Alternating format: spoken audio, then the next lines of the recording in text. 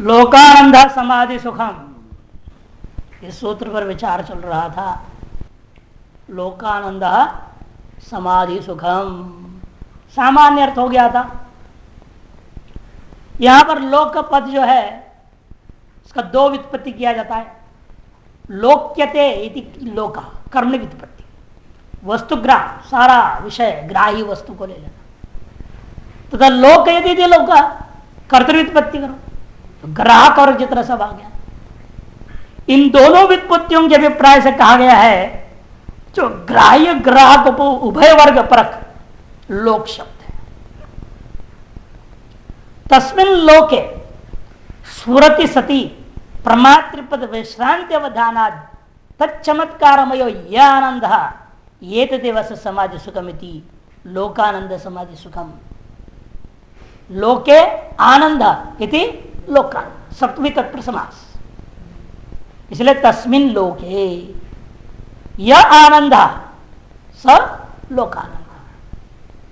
क्या आनंद वहां पर लोक में ग्राह्य और ग्राहक वर्ग में, उसमें जो स्फुरित हो रहा है निरंतर प्रमातृपद विश्रांति के अवधान से निश्चय से, उसकी जो चमत्कार था चैतन्य का जो चमत्कार है ग्राह्य ग्राहक भूमि में सब कुछ वही भाषित हो रहा है। ये चमत्कार आपको अनुभव में आएगा। कहते जब तक हमारे अंदर अपनी कर्तृत्व बुद्धि रहेगा ये भाषित नहीं होगा। ये जब कर्तृत्व भोक्तृत्व है इस वजह से क्या है हमारे अपने चैतन्य के ये सारा चमत्कार अनुभव में नहीं आता। आप कर्तृत्व पद को छोड़ो, उसकी विश्रांति करो। प्रमातृपद माने कर्तृत्व भोक्तृत्व का विश्राम हो जाए, तब आपका शुद्ध अहंकार जो थी, अहम ब्रह्मास्मि आदि वाक्य में जो बोल शुद्ध अहम है, पूर्ण अहम है, वो सामने आता है। तब आपको लगता है वह जो शुद्ध अहम है ईश्वर है, वही ये सारा बना हुआ है। स्फुरति सती इसे कहते लोके स्फुरति सती। क्या स्मरण हो रहा है और कब हो रहा है? कहते प्रमातृ विश्रांति अवधान। और क्या होता है? तत्चमत्कार मयो य आनंद ये तदेव समाधि सुखम। यही इस महान योगी का समाधि सुख है। उन दोनों वर्गों के स्फुरण काल में भी, माने दोनों वर्ग का स्फुरण काल में भी, दोनों वर्ग दिख रहा है, ग्राही भी दिख रहा है, ग्राहक को ये भी दिख रहा है, लेकिन दोनों दिखते से कर्तव्य भोक्तृत्व न होने के कारण क्या होता है दोनों ही मुझ चैतन्य का ही ये लीला है, क्रीड़ा है, ऐसे दिखाई देता है। उनमें शिवरूपता का निश्चयात्मक भान होने से शिव योगी को एक अलौकिक चमत्कार पूर्ण जो प्रमोद होता है, प्रमोद, यही इसका समाधि सुख है। सर्वो ममायम विभवो मयि सर्वं प्रतिष्ठितम सर्वाणि स्वांग कल्पानि शिव प्रमोदकराणि च। सर्वो मम अयम विभवो, सर्वो अयम विभवो मम, यह सब कुछ जो वैभव दिख रहा है वो मेरा ही वैभव है। अरे तुम्हारा कैसे हो गया सारा चीज? क्योंकि मयि सर्वम प्रतिष्ठितम, क्योंकि मुझ में ही सब प्रतिष्ठित है, अतः मेरा ही है सब। सर्वाणि स्वांग कल्पानि, अरे तुम्हें प्रतिष्ठित कैसे हो गया? क्योंकि सब कुछ मेरे स्वांग के सदृश सारे अंग के समान अंग है। ममेव अंश जीवलों के जीवभूत सनातन, मेरे ही अंश है सारा का सारा चीज। प्रमोद कराने, इसलिए ये कोई हमको दुख कर नहीं है, ये सब आनंद कर ही होते, सब आनंद देने वाले ही होते है ना। वो जो हिमाचल वाले बाबा जो आज रहा, बहुत बढ़िया, बहुत अच्छा, आज अब इस रूप में आए हैं, हो शिव जी स्वागत थे आपकी, आइए आइए। बोलते चोर आ गए इधर रात को, उनको ही बोलते हाँ बहुत बहुत स्वागत बनाए, आज तो बहुत मध्य रात्रि में पधार गए शिव जी, बहुत खुशी से उनका स्वागत। बहुत चोर लोग डर गए, क्या बोल रहा है बाबा, और बाबा सब उसने कहा हम चोर हैं। अरे कोई बात नहीं, शिव जी तो चोर रूप धारण करेगा और कौन करेगा? है रुद्री में कहा गया तस्करे भ्यो नमो नमः, ऐसे तस्कर रूपा है शिवाय नमो नमः करके हाथ जोड़ दिया उन लोगों को। वो डर गए, क्या हो गया? कहेगा कोई बात नहीं, ठंड में आए हैं आप, इस समय चाय पी लीजिए पहले, बाद में हम बताएंगे कहाँ क्या है, आराम से जो है सो ले जाए। जब सबको शिव रूप में देखे किससे डरेगा? चोर से डरेगा क्या? वो कहते हैं चोर भी शिव ही शिव में आए हैं, इसी जो ले जाएंगे तो भाई अच्छी बात है, शिव में ले जा रहे, शिव जी ले जा रहे हैं हमारे सामान। अरे शिव जी को जरूरत पड़ी मेरा सामान, इससे और भी भाग्य क्या होगा हमारा? है? शिव जी को जरूरत पड़ी हमारा सामान तो ले जा रहे चोर के रूप में आकर के। तो ऐसी दृष्टि जो आती है तब जब सबका शिवमय रूप से देखता है, स्वांग कल्प देखता है। इसलिए कहते हैं संपूर्णम जगदेव नंदन वनम, है ना श्लोक एक सुने होंगे बार बार, बहुत जगह बोलते रहते कथाकार लोग। तो संपूर्णम जगदेव नंदन वनम भागवत इत्यादि अनुभव वाक्य स्थिति के उदाहरण है। अथवा इस सूत्र के दूसरे ढंग से व्याख्या करने जा रहे, देखिए सर्वोत्तम शुद्ध चित्त प्रकाश बाहर भीतर सदोदित नित्य सबको सत्ता प्रदान करने वाला है।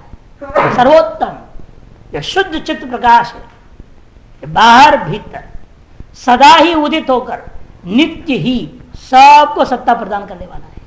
अतएव वह सर्वस्वरूप ही है, सभी भावों का उद्भव और विभू सर्वव्यापक भी यही है।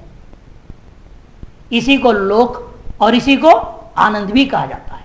इसमें कर्मधारय समास, लोकश्चसौ आनंद सेति लोकानंद, बिना किसी उपाधि के, कहने का तात्पर्य बिना किसी उपाधि के अपने चित स्वरूप का ही जो कचन चमत्कारी स्फुरण है, अहम अस्मि परम ब्रह्म मयि सर्वम प्रतिष्ठितम, मही व पर ब्रह्म हो और मुझ में ही सारा प्रतिष्ठित है। इस प्रतिष्ठितता का जो रसास्वादन जो करना है, इसी को कहते हैं समाधि सुखम। तदेकतानता ही समाधि सुख है। एकता रसास्वादन की एकतानता हो जाए, निरंतर अनुभव में आ जाए, इसी का नाम समाधि सुख होता है। गीता में है ना, ये 13वां अध्याय दूसरे श्लोक में ही है, क्षेत्र से जीव और ज्ञानम यत तद ज्ञानम मतम मम, है ना, मतम मम यही है, तद ज्ञानम मतम मम। क्षेत्र और क्षेत्र की का जो ज्ञान है वही ज्ञान वास्तविक ज्ञान है, ये मेरा मत है। माने जो जानेगा, क्षेत्र भी मैं ही हूं, क्षेत्र की भी मैं हूं, क्षेत्र और क्षेत्र रूपेण मैं ही भाषित हो रहा हूं, ऐसे जो जानने वाला ज्ञान होता है वही ज्ञान वास्तविक ज्ञान है, वही मत है मेरा। ऐसे कर भगवान कृष्ण ने भी 13वां अध्याय दूसरे श्लोक में कहा है गीता। और सब ऐसे प्रसंगों में श्रुति स्मृति को जोड़ लेना चाहिए। टीकाकार यहाँ कह रहे, देखिए लोक्यतिच लोको वस्तुग्रामो लोकैतिच लोको ग्राहक वर्ग तस्मिन् स्मृति सती प्रमातृपद विश्रांति अवधान, ये मुख्य है। कर्तृभोक्तृ भाव जो प्रमातृपद है उसका विश्रांति हुए बिना आपको जो व्यापक व्यष्टि में जो प्रमातृ भाव है ये दूर हुए बिना समष्टि भाव में स्थित ही नहीं हो सकते। तत्चमत्कार आनंद तदेव समाज सुखम भवति ग्राह्य ग्राहक संवृत्ति सामान्य सर्वदेहिनाम योगिनाम तो विशेषोयम संबंधे सावधानता। अंतर क्या है? आपने कहा ग्राह्य ग्राहक दिख रहा है योगी को भी, फिर योगी को भी ग्राह्य ग्राहक दिख रहा है, अयोगी को भी दिख रहा है, संसारी को भी, तो दोनों में फर्क क्या है? ज्ञान तो बराबर है, बराबर है, लेकिन योगी सावधान रहता है इसके संबंध में और संसारी सावधान नहीं है। वही करे ग्राह्य ग्राहक संवित्ति सामान्य सर्वदेही नाम, चाहे योगी हो चाहे अयोगी हो, सकल देहियों के लिए ग्राह्य ग्राहक जो ज्ञान व्यवहार हो रहा है तो सामान्य बराबर रहेगा,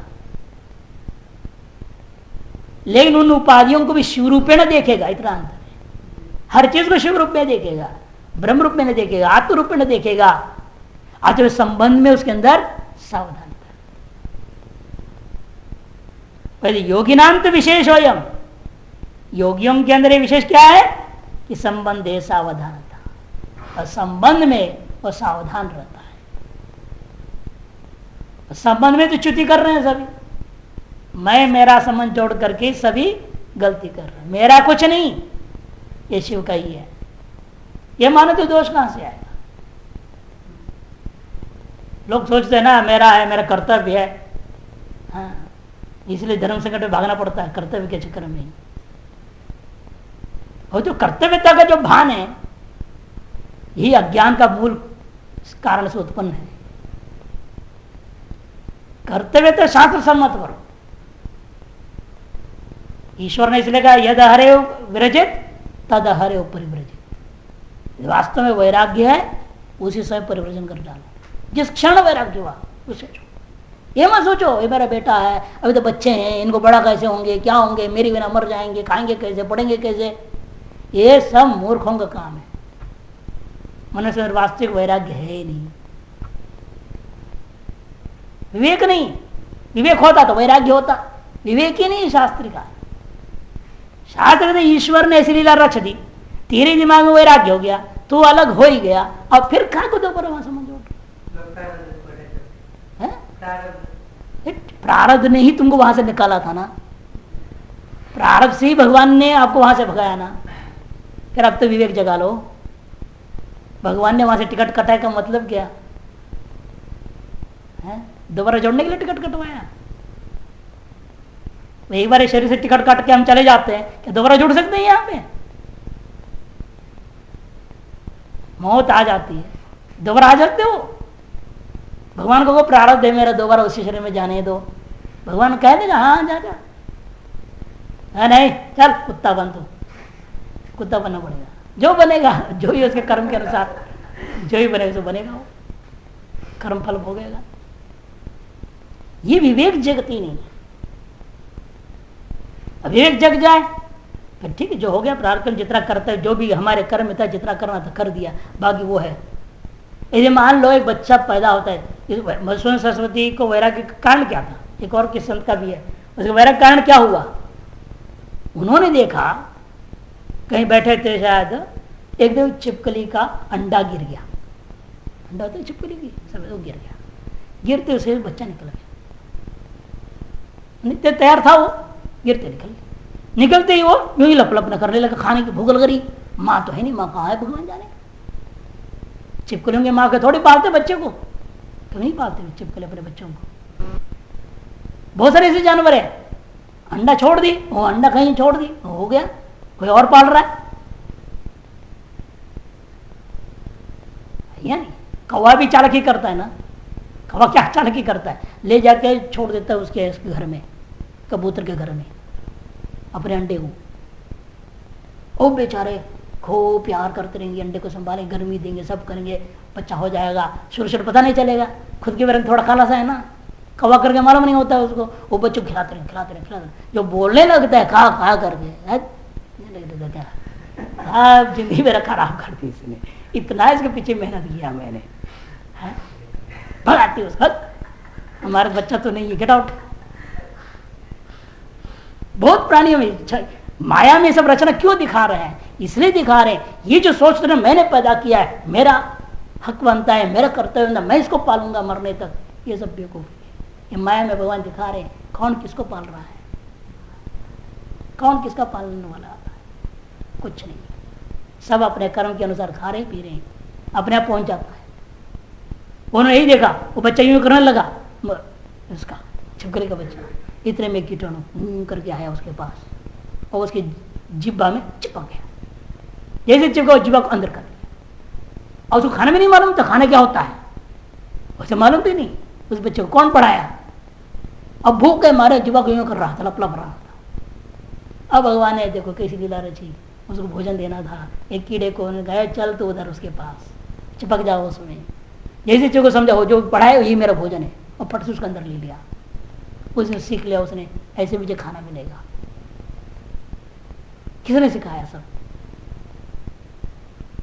ये केवल मनुष्य ऐसा है जब झूठी ममता को लेकर के, ममता अनावश्यक बंधन में खुद फंसते जाता है। भगवान ने मनुष्य इसलिए बनाया, तू विवेक करेगा, आगे बढ़ेगा। मनुष्य नहीं इसलिए था, लेकिन ये अपनी अज्ञानवश, मूर्खतावश और ममता के जाल में फंसते जाते हैं। जैसे कदर भैंस गई पानी, जितना भी रोको वो सुनेगा नहीं, वो भागते जाएगा, पानी भागते जाएगा। ज्यादा पीछा करोगे तुम्हें भी घसीट देगा अंदर, ले भाई तू भी मर मेरे साथ, पानी में आ जा। ये संसार का विचित्रता है। इसलिए कहते ये जो प्रमात्री, यही अंतर है योगी और अयोगी में। संबंध में सावधानता रहती है और कुछ नहीं। संबंध में सावधान होने से उसके अंदर मोह माया नहीं होता, बंधन नहीं होता, वो मुक्त हो जाता है। संबंध है सावधानता। सामान्य देहधारियों में इनमें ये अंतर है कि संबंध में वो सावधानता को रखता है। इस स्थिति के बारे में शिव दृष्टि नामक ग्रंथ में देखो, बहुत सुंदर श्लोक है, 40 पृष्ठ में नीचे दिया है। घटो मदात्मना वेत्ति वेद्म्यहं च घटात्मना सदा शिवात्मना वेद्मि सवा वेत्ति मदात्मना नाना भाव स्वमात्मानं जानन्नास्ते स्वयं शिवः। वो घट को जड़ नहीं मानता। वह योगी की स्थिति ऐसी हो जाती है, वो घट को जड़ नहीं मानता। वो कहता है घट भी मुझे जानता है, घट मुझे जानता है और मैं घट को जानता हूं।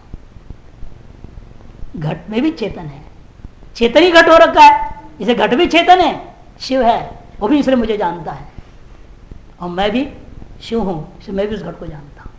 कहते हैं घटो मदात्मना वेत्ति वेद्म्यहंच घटात्मना। घट क्या जान रहा है? मैं वो हूं। और मैं क्या जान रहा हूं? मैं भी घट हूं। घट मुझसे अभिन्न कर ले रहा है, मैं घट से अभिन्न कर लेता हूं। घट और मैं दोनों अभिन्न है। क्यों? दोनों ही शिव से अलग कुछ नहीं है। कहते सदा शिवात्मना वेद्मि। क्यों ऐसे हुआ? क्योंकि मैं अपने आप को सदा शिव रूप में देख रहा हूं। सवा वेत्ति मदात्मना, और वह सदाशिव भी मेरे रूप से उसको जानता है। अंशवंशी का अभेद है। नाना भाव, इसे नाना भाव रूपेण स्वम आत्मन जानन, अप्रिय आत्मा को इस रूप से देखते हुए आस्ते स्वयं शिव, स्वयं मैं जो शिव हूं, मैं स्वयं इस रूप में अनंत रूप में विद्यमान हूं, ऐसा वो जानता है। अर्थात समग्र देहधारी सकल प्रामात्री ज्ञात ज्ञान ज्ञेय निर्विशेषम अस्ति, ये सब वास्तव में निर्विशेष ब्रह्म ही है, निर्विशेष परम शिव ही है, ऐसा वो जानता है। किंतु महायोगनिष्ठ पुरुषाणां कृते आद्यंत मध्य दशावगाही ज्ञातृ स्वरूप अविस्मरण रूप सावधानता विद्यते। अंतर क्या है? महायोगनिष्ठ पुरुषों के लिए तो आदि मध्य अंत दशाओं में भी ज्ञातृ स्वरूप का अविस्मरण रूपा सावधानता। सावधानता क्या है? अपने स्वरूप की अविस्मरण। मैं शिव हूं, इस बात का सकल व्यवहार काल में भी, कहीं भी, एक क्षण के लिए भी वह भूलता नहीं है। जैसे बार बार आप भी कहेंगे, नर्तक का दृष्टान देंगे भी, जो नाटक करने वाला होता है वह अपने आप को मालूम है उसको मैं क्या हूं। एक क्षण के लिए वो भूलता नहीं मैं ये दूसरा हो गया।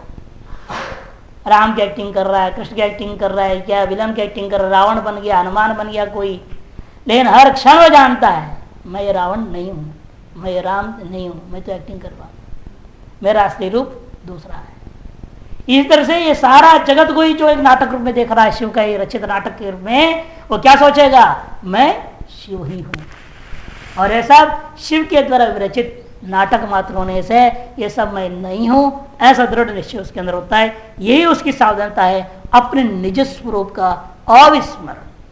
नष्टो मोह स्मृतिर्लब्धा, स्मृति लाभ हो गई, अब ये स्मृति अब शेष नहीं रह जाता है। उस स्थिति को यहां पर कहते हैं समाधि सुखम। यद सर्वमेव अहम इति भावनया, भावना क्या थी शुरू में? सर्वमेव अहम इति भावना से लोकोत्तर आनंद हो जाए। लोक आनंद है, लोकोत्तर आनंद भी प्राप्त हो गई आपको। जहां ग्राही ग्राहक भाव की कल्पना नहीं है, वो शिव रूप से तादात्म्य में हो जाओगे, शिवावेश में पहुंच जाओगे तो वो लोकोत्तर आनंद भी प्राप्त हो जाता है। ये तो जब समाज सुख बसती है, वही वास्तव में समाज सुख से अलक्षित किया जा रहा है। स्वात्मारामे महायोग निष्ठ पुरुषे यत् समाज सुखम समुत्पद्यते तस्मिन् सुखे सामान्य प्राणी नाम आनंदो अंतर्भवति। जो गीता में कहा दूसरे अध्याय, इसी श्लोक के बाद में आया कर्मण्येवाधिकारस्ते 47 46 में बात कहते हैं कि जो है यावानर्थ उदपाने सर्वतः संप्लुतो उदके तावान सर्वेषु वेदेषु ब्राह्मणस्य विजानतः। 2:46 में जैसे समुद्र है, जितने भी संसार में जल है और सारा जल क्या है, वो समुद्र का थोड़ा हिस्सा मात्र ही है। बराबर भी कर सकता है क्या? संसार में जितनी भी नदियां, जितने भी तालाब, जितने भी टंकी फंकी जितने भी भरे पड़े होंगे, सारा जल इकट्ठा करो आप, क्या समुद्र बराबर हो जाएगा वो? तभी आप देखिए समुद्र का 10% भी नहीं है। क्यों? सबका मूल कारण ही समुद्र है। इस तरह से जितने भी जीव आनंद अनुभव कर रहे हैं, हर एक जीव जो अपना अपना अलग अलग सुख अनुभव कर रहे हैं, अज्ञानी लोग, वो सारे सुख का वास्तविक अंशी जो सुख सागर कौन है? आपका अपना स्वरूप आत्मा शिव ही है। इसे जो मैंने अपना अनुभूति कर लिया शिव ही मैं हूं, तो मैं तो सुख सागर को ही प्राप्त कर लिया। अब जीवों के क्षुद्र सुख के लिए क्यों कोई प्रवृत्त होगा? ये यहां समाज सुख सा, इसलिए करें हिंदी वाले, ये संस्कृत वाले करें यद सर्वमेव अहमिति भावना लोकोत्तर आनंदो जायते ये तो समाज सुखस्ती। वो क्या है? वो स्वात्माराम है। तो स्वात्माराम महायोग निष्ठ पुरुष है। यद समाज से समुत्पत्ति, जो समाज से उत्पन्न होता है वो क्या है? वो तस्मिन सुखे, उस सुख सागर में एक तरह से सामान्य प्राणी नाम आनंदो अंतर्भवती। सामान्य प्राणी जितने भी अनंत आनंद भी होंगे, अरबों खरबों जनता है, वो सब प्राणियों का जो आनंद है वो सब आनंद उसी में अंतर्भूत हो जाता है। ये तो एक मानुष आनंद है ना, गंधर्व आनंद, देवानंद, कर्मज देवानंद, आजान देवानंद, करते करते ब्रह्मानंद के लिए फिर का वो भी कुछ नहीं है शुद्ध ब्रह्म के दृष्टिकोण से। इसे कहते हैं अतएव समुद्र स्थानीय, आगे ना, समुद्र स्थानीय योगी अनुभूयमान आनंद है। योगी के द्वारा अनुभूयमान आनंद कैसा है? समुद्र के समान है। कणिका स्थानीय से साधारण लोकानुभूयमान से आनंद से तस्मंतर भवते, वो समुद्र की बूंद के समान है। इन जीवों के द्वारा जो अनुभव किया जा रहा है आनंद, वह तो उसी में अंतर्भूत हो जाने के कारण से दोबारा एक बार जो स्थिति में पहुंचा हुआ योगी दोबारा कभी क्षुद्र आनंदों के पीछे कभी नहीं जाता है। अब साधन बता दिया, उसे प्राप्त स्थिति बता दी, मोक्ष समाधि सुख बता दिया, लेकिन साध्य और साधन का बीच में सिद्धियां मिल जाती है। सिद्धि ये क्या करते? कैवल्य तक आपको जाने नहीं देते। साधना करेंगे आपने संधान किया, किसी की भी संधान करोगे, पता अनेक प्रकार की स्वपद शक्ति का अनुसंधान किया, भावना प्रदान हो, विचार प्रदान हो, ज्ञान प्रदान हो, तो आपने साधना करने से क्या होता है? आपके अंदर सबसे पहले विभिन्न प्रकार की सिद्धियां आ जाएंगी, विभूतियां जगती है, और विभूतियों का आदमी इस्तेमाल कर लेता है तो वह कैवल्य से दूर हो जाता है। इसलिए सचेत करने के लिए साधकों को आगे 3-4 सूत्रों में विभिन्न विभूतियों का वर्णन करने जा रहे हैं। इस समाज में निमग्न योगी स्वतंत्र सृष्टि आदि कार्य कर सकता है। इस बात को स्वेच्छा विहित नाना रूप महादेव कहते। देखो, शक्ति संधाने शरीरोत्पत्ति ही, शक्ति संधाने शरीरोत्पत्ति ही, वह जो पहले बता चुके हैं सारे संसार का कारणभूत क्या है? शक्ति। शक्ति तमा उमा कुमारी, पहले वर्णन आ चुका है। उस मूल शक्ति का अनुसंधान कर लेगा तो क्या होगा? अनंत शक्तियों में व्याप्त संसार में वही महान शक्ति पराशक्ति अनंत शक्तियों में यहां पर संसार में दिखाई दे रही है। इन अनंत शक्तियों को छोड़ करके यदि आप सबका कारणभूतों से मूल शक्ति का भी अनुसंधान कर लग जाए तो आपके अंदर भी शरीरोत्पत्ति में शरीर आदियों को उत्पन्न करने का सामर्थ्य आ जाएगा। योगी भी अनेक शरीर बनाया था। निर्माण चित्तानी अस्मिता मात्रात सूत्र आया था 4 योग सूत्रों में। चौथे पाद का चौथा सूत्र था निर्माण चित्तानी अस्मिता मात्रा। अस्मिता मात्र में संयम करने से क्या होता है? उसको निर्माण चित्तान, अनेक चित्तों का निर्माण करने का सामर्थ्य देता है। अनेक शरीर बना लेगा। शंकराचार्य जी एक शरीर बना के छोड़ दिए और चले गए दूसरे शरीर में। ऐसा उनके जीवनी में आता है। ऐसे बहुत सारे योगियों का कहानी है जो अनेक शरीर बना लिए। कोई लोग विवेकानंद के बारे में बताते हैं, वो मुंबई में उनको रहना था, किसी कारणवश वो कलकत्ता में रुक गए। वहां जो आदमी था वो स्टेशन पहुंचा ट्रेन में, उनकी टिकट थी पक्की, तो पहुंच रहे हैं तो वहां गया, वो है नहीं ट्रेन में,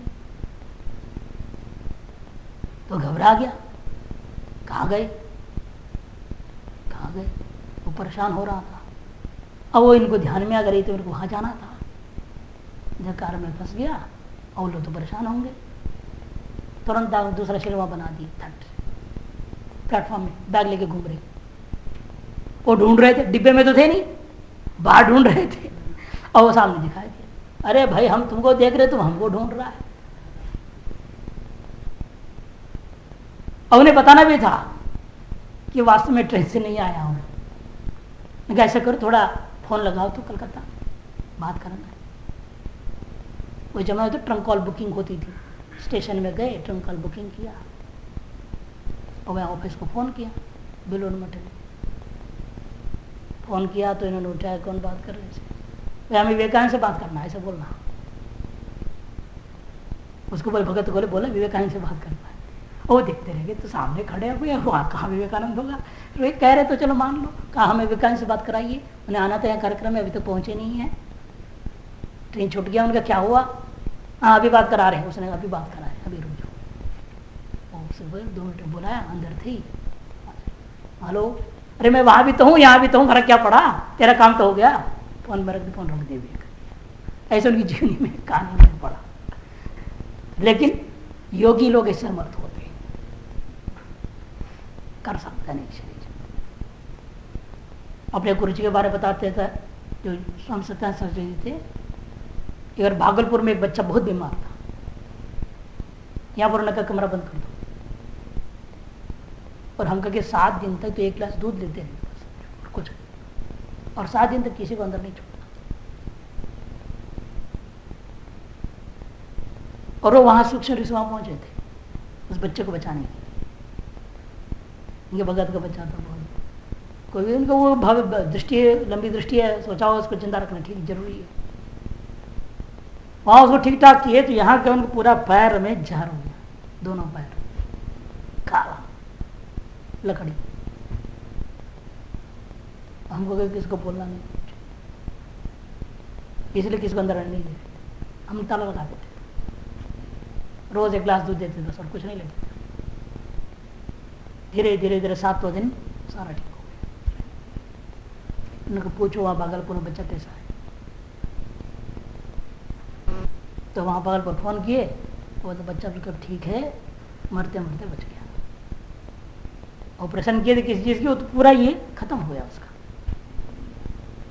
और पूरा जो खत्म हुआ तो उन्होंने वहां जाकर उसको झेला, और वो यहाँ शरीर में भी दिख रहा है वो सारा चीज को, और उसको पूरा रिकवर कर दिया। फिर वापस शरीर में आकर बोल रहा अब कुछ हुआ, यहां भी थे वहां भी थे, वहां भी डॉक्टरों के दिमाग घुमा रहे, संभाल रहे कि क्या देना क्या नहीं देना, उल्टा से देंगे तो गड़बड़ा जाएगा सारा। वहां पूरे सूक्ष्म रूप में विद्यमान सारा कार्य कर लो, और यहाँ अपने सूक्ष्म में सारा लेकर भोग कर दिया 7 दिन में। जो उसने 50 साल से 60 साल जो भी भोगना था 7 दिन में खत्म कर, और फिर स्वस्थ हो। इसलिए योगियों को कुछ पता नहीं चलता है क्या क्या सामर्थ्य, सारे केवल उस शक्ति से क्या करते वो अपना जोड़ देते, और वो शक्ति पराशक्ति के माध्यम से सब कार्य कर देते। शक्ति संधाने शरीरोत्पत्ति है, शरीर से उपलक्षण है, शरीर आदि कुछ भी उत्पन्न कर सकते। ये गोपीनाथ कविराज जी करे बड़े सिद्ध हुए आगम पुरुष परंपरा में, उनका एक शिष्य विशुद्धानंद जी, वो भी बहुत सारे पुस्तक लिखे हैं, उनके भी ऐसे स्वभाव था। कोई आ जाए कमरे में, हाँ हाँ आ जाओ महादेव कैसे हैं, ठीक है, तुम्हारे शरीर से पसीने का गंध आ रहा है, सुगंध आना चाहिए, कौन सा सुगंध चाहिए तुमको, कौन सा पसंद, पर गुलाब, अच्छा ठीक पूरे कमरे गुलाब का सुगंध भर जाता। नहीं कोई अगरबत्ती जलाया, जो कहो वो सुगंध आ जाए, ऐसी स्थिति थी। ब्रह्मानंद जी थे यहाँ, वो भी ऐसे विचित्र थे। जो शंकराचार्य जी यहाँ पर पीठ पर थे, जिनका महेश्वरी का गुरु, वो भी ऐसे थे, पुरुष थे। जो उसने जो कहा दिया, अच्छा ये ले लो, हाँ लो।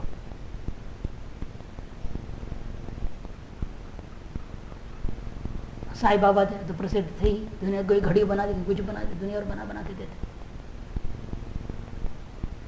और कृष्ण भगवान की लीला में तो आता ही है, जब ब्रह्मा जी ने सारी गाय बछड़ा बछड़ी ग्वाल बाल सबको चुरा के ले गए, तो भगवान ने क्या किया, डुप्लीकेट सब बना दिए। रोज आ रहे हैं जा रहे हैं, लेकिन किसी को पता ही नहीं है सब डुप्लीकेट है। उनके बच्चे आ रहे हैं, उनके गाय बछड़े आ रहे हैं, सब कुछ ठीक ठाक। 1 साल तक चली ना, 1-2 दिन की बात नहीं, ये 2 मिनट का मैजिक जैसे होता ना, चाहे माया भी बना दे 2 मिनट का खेल। 1 साल फिर ब्रह्मा जी सुन चक्कर में पड़ गए। एक साल जब देखा कैसे चल रहा है वृंदावन, अरे तो पैसे के वैसे कहते ये ओरिजिनल है कि वो ओरिजिनल है, जिनको मैं ले गया कि ऐसे तो कृष्ण डुप्लीकेट हमको बना के देते, ओरिजिनल को रह गए, कौन सा ओरिजिनल कौन सा डुप्लीकेट, वो समझ में नहीं आया, क्योंकि कोई फर्क ही नहीं। तो ब्रह्मा जी ने माफी मांग ली। तो इस तरह से योगेश्वर तो है ही कृष्ण भगवान, सब संशय नहीं। अनेक इस प्रकार की कहानियां आपको मिलेंगे जहां पर शक्ति संधान करने की वजह से अनंत शरीरोत्पत्ति, अनंत चीजों की उत्पत्ति आदि देखने को मिलता है। पूर्वोक्त स्वातंत्र शक्ति का तादात्म्य अनुसंधान करने पर स्वतंत्र शिव योगी अपनी इच्छा अनुसार देव त्रिग मनुष्य आदि विलक्षण शरीरों की सृष्टि करने में समर्थ हो जाता है। स्वातंत्र शक्ति का तादात्म्य अनुसंधान करने पर वह स्वतंत्र शिव योगी अपनी इच्छा के अनुसार चाहे देव योनि, त्रियज्ञ योनि, मनुष्य योनि, कुछ ही बन सकता है। ये चंडी पहाड़ में लोग कहा करते थे, हम भी कई बार गए, हमको तो नहीं मिले, कहते कि महात्मा है लालगिरी बाबा बोलते हैं उनको, वो जो है कभी शेर बन जाते हैं। वही पहाड़ पे घूमते हैं, अभी भी घूमते वो लोग, बोलते हैं कभी शेर बन के आ जाएंगे, कभी जो है जंगली सुअर बन के आ जाएंगे। कौन रूप धारण करके आते हैं किसी को पता नहीं। यदि आप डटते हैं, आप समझते हैं ये भी भगवान का ही रूप है, संत का, संत इस रूप में आए हैं, ऐसे हाथ जोड़ो तो दर्शन देते हैं। अब भाग्य डर के मारे तो क्या करेंगे, दर्शन देने आए थे, ये ना आपने पहचान है, उसको सुअर समझ गए या शेर समझ के डर गए, तो फिर वो दर्शन नहीं देती, यूं ही चले जाते। हम जब हरिद्वार में थे 3-4 साल तो जाते थे, कोशिश करते थे, देखते कोई हमें दर्शन तो दे, शेर बने, गधा बने, घोड़ा बने, कैसे तो आवे, अरे मच्छर बन के भी नहीं आए तो क्या करें।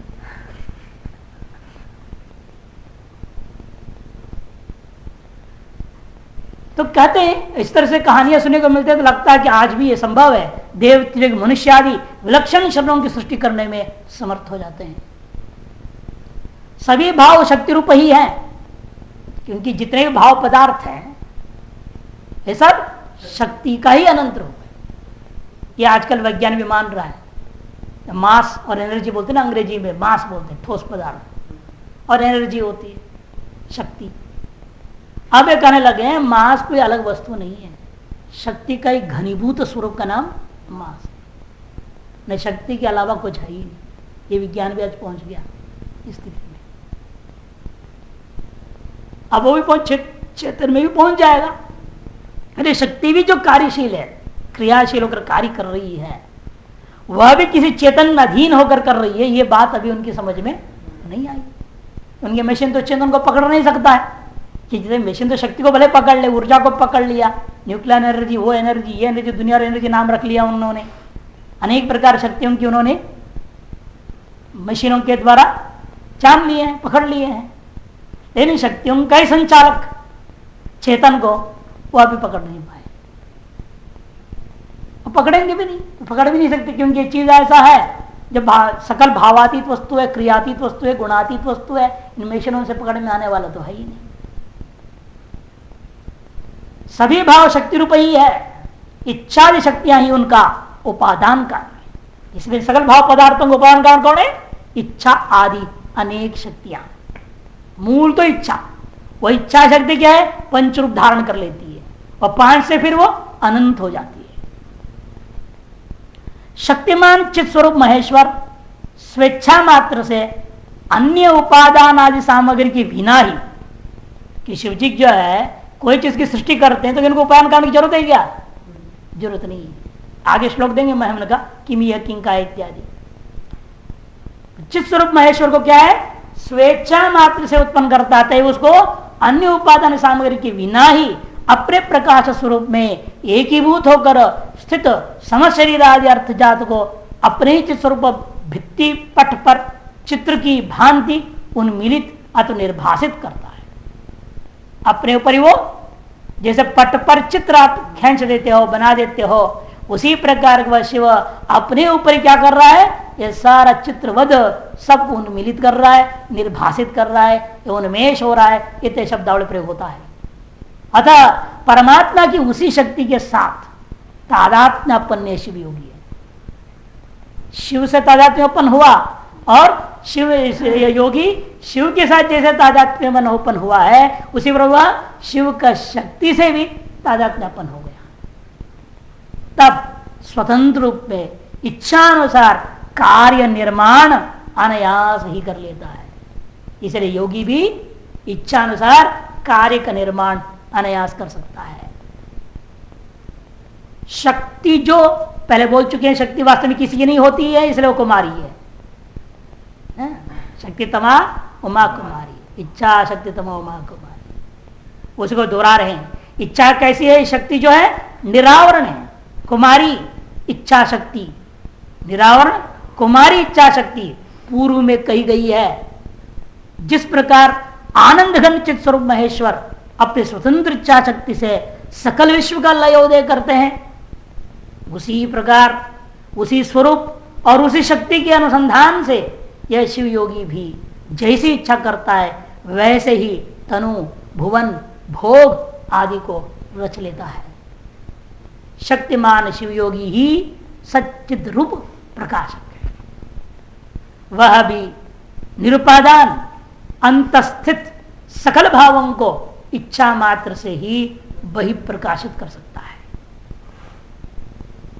ब्रह्मा को भी शक्ति की जरूरत है, विष्णु भी शक्ति को लेकर काम करता है, रुद्र भी कोई शक्ति को लेकर के काम करता है। उन्हीं को वर्णन कर रहे हैं। भूत और गुण, भूत और गुणों को आश्रय करके ब्रह्मा कामकाज करते हैं, प्रकृति को आश्रय करके विष्णु कामकाज करते हैं, और माया का आश्रय करके रुद्र ईश्वर सृष्टि करते हैं। परंतु यह शिवयोगी इनमें से किसी उपादान कारण की अपेक्षा नहीं करता। इसको न माया की जरूरत, न प्रकृति की जरूरत, न भूतों की जरूरत, न गुणों की जरूरत है। परंतु यह शिवयोगी ब्रह्मा आदि के सदृश भूत गुण प्रकृति माया रूप उपादान को लेकर विश्व रचना नहीं करता। अपितो इच्छयैव जगत सर्वम ससर्ज भगवान प्रभु। भागवत इच्छयैव जगत सर्वम, केवल इच्छा मात्र से सारा जगत की सृष्टि कर दिया था। वह भगवान जो सर्वसमर्थ है, षड भगवान से युक्त है, उसने किया था। ठीक उसी प्रकार तद अवस्था अपन्न होने के कारण से यह शिव योगी भी इच्छा मात्र से सब कुछ उत्पन्न कर सकता है। यही सबसे बड़ा खतरा हुआ। इच्छा मात्र से सब कुछ उत्पन्न करने लगता है तो क्या होता है, वही फंसने का कारण बन जाता है कि नहीं? व्यास आदि फंसे कैसे, सत्यवती के साथ पराशर फंसा कैसे, सामर्थ्य वैसे तो वो बोली मैं तो नीच जात की हूँ, आप तो इतना श्रेष्ठ ऋषि हैं, मेरे सौंदर्य से कैसे आप मोहित होकर इसका गलत काम करना चाह रहे हैं। कल चिंता मत कर, मेरे पास सामर्थ्य, अभी पूरा अंधकार कर देता हूँ पूरा क्षेत्र, कोई तुम्हें नहीं देख सकता ना मुझे देखेगा, हम संबंध कर सकते। ऐसा एक दिव्य स्थिति पैदा कर दिया, देवता भी देखना चाहें देख नहीं सकते, ऐसी पर्दा बना दी, लक्षण मायामयी पर्दा। और रात हो गया, दिन दहाड़े रात, कब 12 बज गया, और उसके दिमाग में 12 बज गया, संभव कर दिया, बच्चा पैदा कर दिया। तो बड़े बड़े ऋषि लोगों के पास जो शक्ति थी वो उनके लिए ही हानिकारक हुई, एक तरह से उनकी तपस्या भंग हुआ। हाँ, सृष्टि का दृष्टिकोण से चलो उसे व्यास पैदा हुआ, लाभ हुआ हम लोगों के लिए, आम आदमी के लिए। वो एक अलग बात है। यही लोग आजकल संत महादेव सोच रहे, भले हमारे पतन हो ना हो, लेकिन दुनिया का लाभ हो रहा है, अपने संतान पैदा कर लेंगे, उत्तराधिकारी पैदा कर रहे हैं। इसीलिए स्वेच्छा में से संपूर्ण जगत सृष्टि करता है। जैसे परमात्मा की इच्छा शक्ति तमा कुमारी निरुपादान परमात्मा से ही अन्य उपादान ग्रहण कलंक विमुक्त है। जैसे परमात्मा कैसा है, निरुपादान ही करता है, अतएव अन्य उपादान ग्रहण रूपा कलंक से रहित है। इसलिए अतर्क ईश्वरी ईश्वर स्तोत्र में कहा किमीय किंकाय सकल किमुपाय त्रिभुवनम किमाधारो धाता सृजति किमुपादान इति च अतर्केश्वर्ये त्वयि यनवसरदुत्थो हतधिय कुतर्कोऽयं काश्चिन् मुखरयति मोहाय जगत। मोहाय जगत, जगत मोहायैव, यह सारा जगत तो मोह को प्राप्त कर लेता है इससे, लेकिन वो इनसे परे रहते हैं सदा। जैसे परमात्मा अपने को पंचभूत नहीं, त्रिगुण भी नहीं, पंचकंचुक नहीं, माया नहीं, विद्या विद्या नहीं जानता, केवल चित सरस्वत प्रकाश परिपूर्ण अपने आप को सदोदित जानता है। क्योंकि परमात्मा में एक कोई भी बंधन में लाने वाले उपाधियों से परिच्छिन्नता उसके अंदर नहीं है। तो ये जानता है कि मैं पंचभूत नहीं हूं, मैं त्रिगुणात्मक जगत नहीं हूं, पंचकंचुक भी मैं नहीं हूं, विद्या अविद्या भी मैं नहीं हूं, माया प्रकृति भी मैं नहीं हूं। ये जो कुछ भी दिख रहा है ये कुछ भी मैं नहीं हूं। ऐसा दृढ़ निश्चय होने से वो क्या जान रहा है, मैं केवल चित्त सच्चिद आनंद स्वरूप प्रकाश रूप हूं। ऐसा दृढ़ निश्चय सत प्रकाश परिपूर्ण अपने आप को वह सदा उदित जानता है। इसीलिए इसकी इच्छा शक्ति सर्वतंत्र स्वतंत्र होती है। इसलिए उसकी इच्छा शक्ति सर्वतंत्र स्वतंत्र हो जाती है। उस परमात्मा की इच्छा में ही ज्ञान और क्रिया शक्ति विद्यमान है। उसमें ज्ञान क्रिया शक्ति मुख्य रूप में विद्यमान है। और वही तत्पूर्व क्या होता है, 5 और मुख्य शक्तियां हो जाती हैं।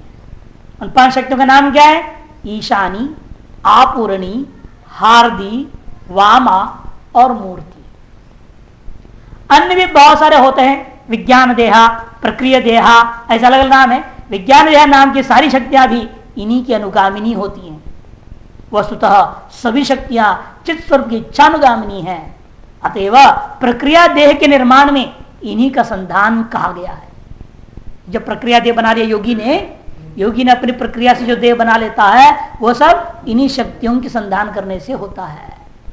इस प्रकार की शक्ति का संधान करने पर जिस जिस शरीर, भुवन, भोग या योगी संकल्प करता है, का योगी जो संकल्प करता है तत्क्षण ही अमरादि विलक्षण सृष्टि निर्माण कर सकता है। जिस क्षण वो संकल्प करेगा उसी क्षण उसके सामने उपस्थित हो जाते हैं, चीज बन जाते हैं। ऐसे योगी का ये विभूति जो उत्पन्न होता है साधना के संधान करने मात्र से, उसे संकेत कर दिया, सचेत भी कर दिया। यदि आप कभी ऐसे करोगे, आपके सामने भी ऐसी शक्ति आएगी तो संभल के रहना, नहीं तो केवल से च्युत हो जाओ।